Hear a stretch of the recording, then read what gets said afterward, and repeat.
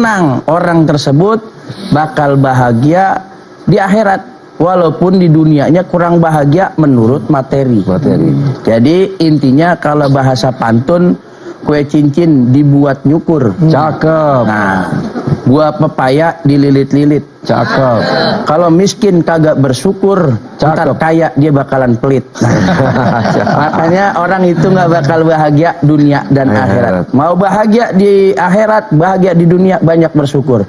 Biar kita nggak bahagia di dunia karena nggak punya harta, nggak punya duit, karena kita miskin, kelamaan miskin.